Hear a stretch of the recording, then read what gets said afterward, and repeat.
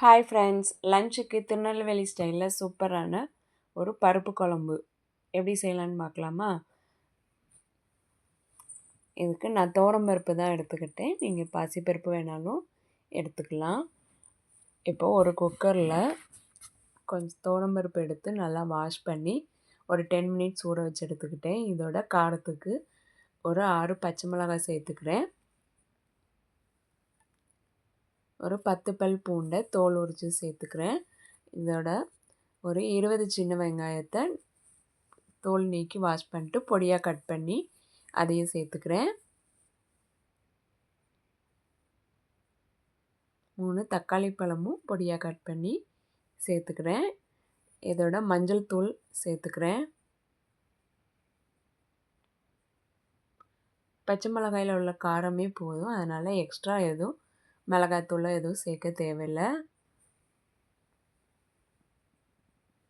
சேர்த்து குக்கரை மூடி 3 விசில் விட்டு எடுத்துக்கிறேன். இப்போது ஒரு மிக்ஸி ஜாரில் கொஞ்சமாக தேங்காய், அதோட ஒரு 1/4 ஸ்பூன் அளவு ஜீரகம் சேர்த்து கொஞ்சமாக சின்ன வெங்காயமும் சேர்த்து கொரகொரன்னு அரைச்சி எடுத்துக்கிறேன்.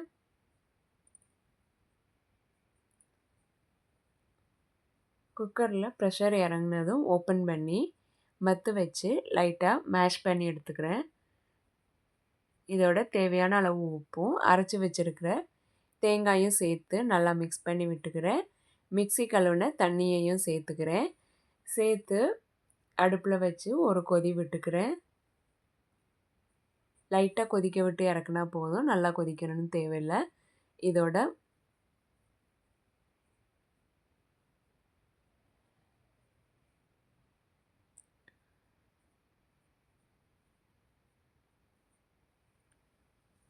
மல்லி இலை தூவி இறக்கிக்கிறேன்.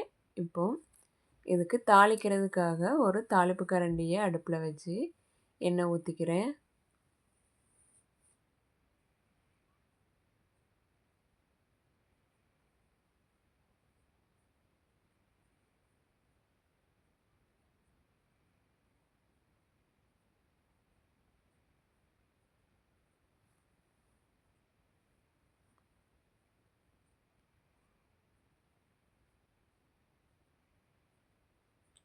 எண்ணெய் சூடானதும் இதில் கொஞ்சமாக தாளிப்பு வடகம் சேர்த்து நல்லா பொன்னிறம் ஆகிற வரை ஃப்ரை பண்ணிக்கிறேன்.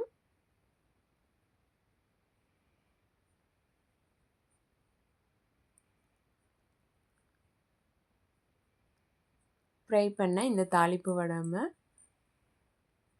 குழம்புல சேர்த்து மிக்ஸ் பண்ணி விட்டால் சூப்பரான பருப்பு குழம்பு ரெடி.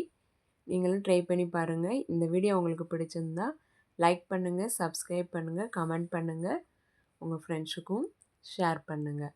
தேங்க்யூ.